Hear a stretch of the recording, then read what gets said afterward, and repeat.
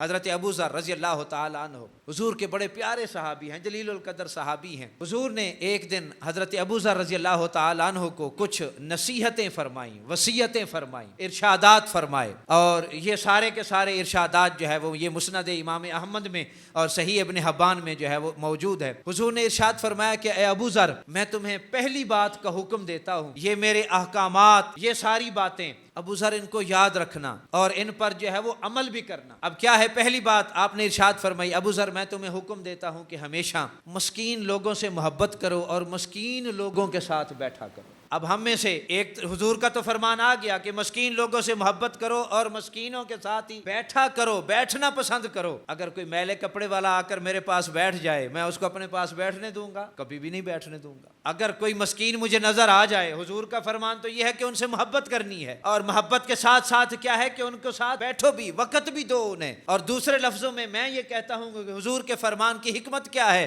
کہ جب یہ جو دل کے ٹوٹے ہوئے لوگ ہیں، مسکین لوگ ہیں، ان کے ساتھ جب بیٹھو گے نا، ان کی دل جوئی کی باتیں کرنی ہے، ان کی حوصلہ افزائی کرنی ہے۔ معاشرے نے ان کو ٹھکرا دیا ہے، جو بڑے بڑے لوگ ہیں وہ تو انہیں حقارت کی نظر سے دیکھتے ہیں، لیکن تم نے انہیں حقارت کی نظر سے نہیں، محبت کی نظر سے دیکھنا ہے، ان کے ساتھ بیٹھنا ہے، دل جوئی کرنی ہے اور ان کی حوصلہ افزائی کرنی ہے۔ دوسرا حکم آپ نے ارشاد فرمایا کہ ابو ذر، دوسرا حکم میرا یہ ہے کہ ہمیشہ اپنے سے کم درجے والے بندے کو دیکھا کرو، ہمیشہ اپنے آپ سے جو اوپر درجے میں رہتا ہے نا اس کو نہ دیکھا کرو۔ جب اوپر جو درجے میں رہتا ہے اس کو دیکھے نا بندہ، تو پھر ہوتا کیا ہے، بندہ احساس کمتری کا شکار ہوتا ہے، احساس کمتری کا شکار ہوا، پریشانی بڑھ گئی، بے تابی آ گئی، اضطراب آ گیا، بندہ مضطرب ہو گیا، بندہ بے چین ہو گیا۔ اب بے چینی ہے کس چیز کی؟ بے چینی ہے اس چیز کی کہ جب اس کو دیکھا بڑی گاڑی میں تو بے چینی آ گئی، وہ اتنی بڑی گاڑی میں ہے اور میرے پاس نہیں ہے، وہ اتنے بڑے عالیشان محل میں رہتا ہے، میرے پاس نہیں ہے۔ تو حضور نے کیا ارشاد فرمایا کہ ہمیشہ اپنے سے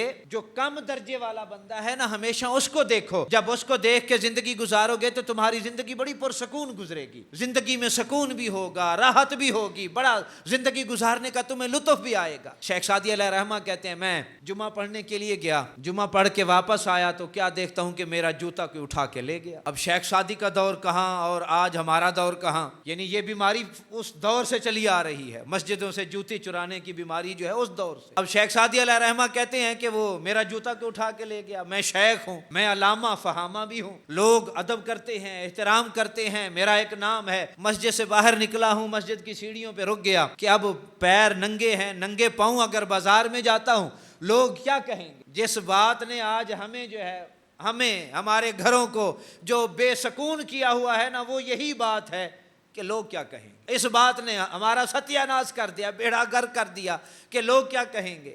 اس کے پاس گاڑی ہے، میرے پاس گاڑی نہیں ہے، لوگ کیا کہیں گے۔ اس کے پاس اتنا بڑا گھر ہے، میرے پاس نہیں ہے، لوگ کیا کہیں گے۔ اب یہ جو لوگ کیا کہیں گے، اگر یہ ہم درمیان سے نکال دیں نا کہ لوگ کیا کہیں گے، اور اس کی جگہ کے اوپر ہم یہ ڈال دیں، یہ بات جو ہے وہ اپنے ذہنوں میں بٹھا دیں کہ میرا رب جو ہے وہ کیا چاہتا ہے، میرے رب کی کیا چاہت ہے، میرا رب مجھ سے کیا ڈیمانڈ کر رہا ہے۔ اگر میرے رب کی رضا اس میں ہے، جس حال میں میں ہوں، تو میں اپنے رب کی رضا کے اوپر ایک دفعہ نہیں 100 دفعہ راضی ہوں۔ اب شیخ سعدی علیہ رحمہ کہتے ہیں، پیروں میں جوتے نہیں، میں بازار میں جو ہے وہ چلا جا رہا ہوں، لیکن اندر بات وہ چل رہی ہے کہ شیخ یہ لوگ سارے دیکھ رہے ہیں، یہ تو تجھے بڑی سلامیں کرنے والے ہیں، ادب کرنے والے ہیں، احترام کرنے والے، لیکن آج تو ننگے پیر جا رہا ہے، ننگے پیر چل رہا ہے۔ اب شیخ سعدی علیہ رحمہ کہتے ہیں کہ میں آگے گیا، آگے کیا دیکھتا ہوں کہ ایک ایسا بندہ مجھے ملا جس کے سرے سے پیر ہی نہیں تھے، جس کے سرے سے پیر ہی نہیں تھے۔ شیخ سعدی علیہ رحمہ کہتے ہیں کہ میرا جسم کانپنے لگا، تھر تھرانے لگا، میرے جسم کے اوپر کپ کپی طاری ہوئی، اور میں نے سر اپنا سجدے میں رکھا، رب کا شکر ادا کیا کہ پروردگار جوتا آج نہیں ہے تو کل لے لوں گا، کل نہیں تو پرسوں لے لوں گا، جوتا تو مل جائے گا، لیکن پروردگار تیرا کتنا کرم ہے مجھ پر، تیرا کتنا فضل ہے مجھ پر کہ میرے پیروں میں صرف جوتے نہیں ہیں لیکن میرے پیر تو صحیح سلامت ہیں نا۔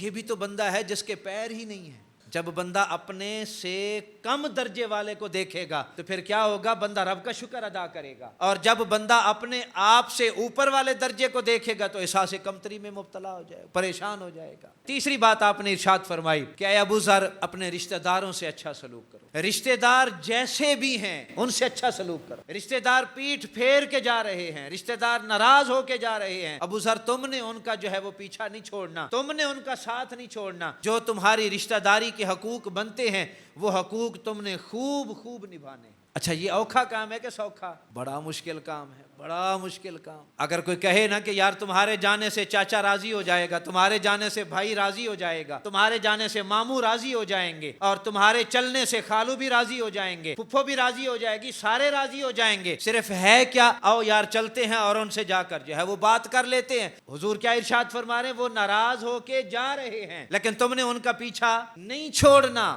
وہ جو رشتہ داری کے حقوق ہیں وہ پورے کرنے ہیں، رشتہ داری خوب نبھانی ہے، لیکن میرا نفس اور میری یہ جھوٹی انا یہ مجھے کیا کہتی ہے؟ نا نا نا، تم نے نہیں جانا، لوگ کیا کہیں گے؟ تم نے نہیں جانا، لوگ کیا کہیں گے؟ لوگ تو یہی باتیں کریں گے نا، وہ دیکھو اس کے نیچے لگ گیا، اس کے جو ہے وہ نیچے لگ کے اس نے ساری باتیں مان لی۔ نہیں، ہم نے اس بات کو نہیں دیکھنا لوگ کیا کہیں گے، ہم نے یہ بھی نہیں دیکھنا کہ لوگوں کی زبانوں کے اوپر ہمارا تذکرہ کیسا ہوگا، لیکن یار ہم نے یہ ضرور دیکھنا ہے کہ جب ہم جا کر کسی بھی روٹھے ہوئے رشتہ دار کو راضی کریں گے نا، رب بھی ہم سے راضی ہو جائے گا اور رب کا محبوب بھی ہم سے راضی ہو جائے گا۔ ادھر ہم اپنے رشتہ دار کو راضی کر رہے ہیں، آسمانوں کا مالک ہم سے راضی ہو رہا ہے۔ ادھر ہم اپنے رشتہ دار سے معافی مانگ رہے ہیں کہ یار چلو میری غلطی ہے یا نہیں ہے، لیکن میں یہ چاہتا ہوں کہ ہماری یہ ناراضگی ختم ہو۔ لیکن آج یہ دور جاہلیت کا المیت سنیں، وہ کیا ہے؟ جب بندہ کوئی ناراض ہو کے جائے نا تو ہمارے بڑے سیانے بندے، سیانے وہ کوئی گال نہیں، آگے سے کہیں گے کیا؟ وہ گرتی دیوار کو ایک دھکا اور دے دو، وہ جا رہا ہے تو جانے دو، ہمیں کیا اس سے، وہ نہیں بولتا تو نہ بولے۔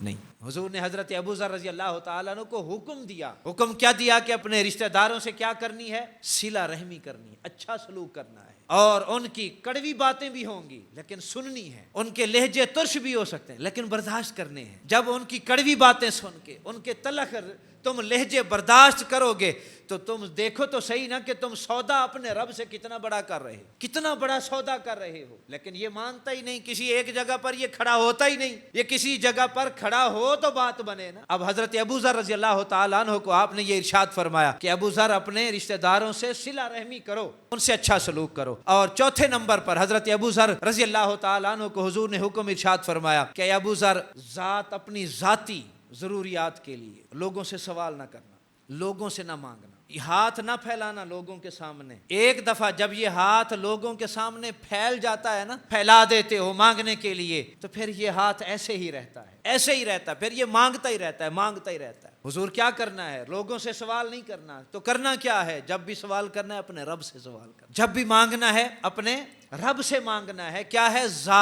ذاتی مجبوری ایک علیحدہ چیز ہے، جب بندے کو مجبوری بن جائے، اور مجبوری کے لیے جو ہے وہ بندہ جب مجبور ہو کر اگر کسی سے جا کر کچھ اپنی معاونت، اپنی مدد کے لیے کچھ عرض کرتا ہے تو وہ ایک اور چیز ہے۔ ایک بندہ ہے کہ بندے کو ضرورت بھی نہیں اور بندہ مانگ بھی رہا ہے، بندہ اپنی آسائشات کے لیے، اپنی جو ہے وہ عللے تللے کے لیے، عیاشیوں کے لیے بندہ کیا ہے؟ اس نے مانگنے کا دروازہ ہی کھول دیا ہے، کبھی اس کے پاس بیٹھ گیا، کبھی اس کے پاس بیٹھ گیا، اس سے 4 پیسے لیے، اس سے 4 پیسے لیے، اور کیا ہے؟ اپنی زندگی پوری عیاشی کے ساتھ گزارا ہے۔ یہ حضور وہ ارشاد فرما رہے ہیں کہ لوگوں سے سوال نہیں کرنا۔ 5واں حکم حضور نے ارشاد فرمایا کہ اے ابوذر ہمیشہ حق بات کہنا، ہمیشہ سچ بولنا، بے شک حق کڑوا ہی کیوں نہ ہو، سچ کڑوا ہی کیوں نہ ہو، لیکن بولنا ہمیشہ سچ۔ بظاہر ہمیں جب ہم گفتگو کر رہے ہوں یا معاملات طے کر رہے ہوں، اگر کوئی بندہ سچ بولے بظاہر ہمیں لگتا ہے کہ یہ بندہ کیسا ہے، وہ کڑوا بھی لگتا ہے، وہ سخت بھی لگتا ہے، سارا کچھ، لیکن اگر بندہ غور کرے کہ یار اگر یہ حقیقت ہے جو یہ بندہ کہہ رہا ہے، اگر یہ سچ ہے جو بندہ یہ کہہ رہا ہے، تو پھر مجھے اس کی بات پر غصہ نہیں کرنا چاہیے، پھر مجھے اس کی سچی بات کڑوی نہیں لگنی چاہیے، پھر مجھے دل و جان سے اس کی سچی بات کو کیا کرنا چاہیے؟ قبول کرنا چاہیے۔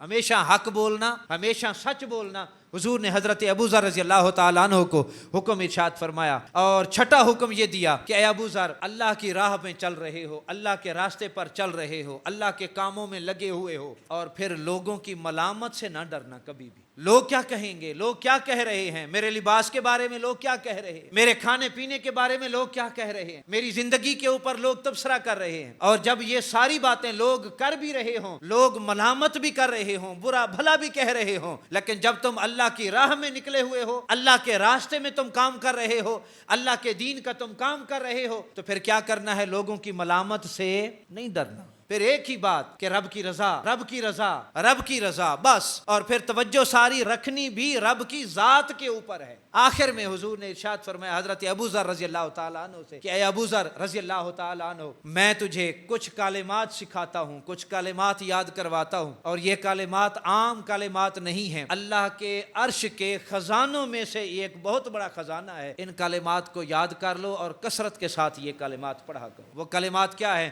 لا حول ولا قوت الا باللہ. یہ کلمات حضور نے حضرت ابو ذر رضی اللہ تعالیٰ عنہ کو سکھائے، اور آپ نے ارشاد فرمایا کہ یہ کلمات کثرت کے ساتھ پڑھو، یہ اللہ کے عرش کے خزانوں میں سے جو ہے وہ ایک خزانہ ہے. اور دوسری روایت ہے، حضرت مکحول راوی ہیں، حضور نے ارشاد فرمایا کہ یہ جنت کے خزانوں میں سے ایک بہت بڑا خزانہ ہے. کیا؟ لا حول ولا قوت الا باللہ کے یہ جو کلمات ہیں یہ جنت کے خزانوں میں سے ایک بہت بڑا خزانہ. اور علماء فرماتے ہیں، شارحین فرماتے ہیں، جو بندہ کثرت کے ساتھ یہ کلمات پڑھتا ہے نا، لا حول ولا قوت الا باللہ، جو کلمات، یہ کلمات کثرت سے پڑھتا ہے، اللہ اسے 99 بیماریوں سے شفا عطا فرما دیتا ہے. کلمات کتنے ہیں؟ لا حول ولا قوت الا باللہ العلی العظیم. بے شک آپ پورا بھی جو ہے وہ پڑھ سکتے ہیں، لیکن کیا ہے؟ عرش کے خزانوں میں سے بہت بڑا خزانہ، جنت کے خزانوں میں سے بہت بڑا خزانہ. جو کثرت کے ساتھ ان کلمات کو پڑھنا شروع کر دیتا ہے، رب اسے اتنی بیماریوں سے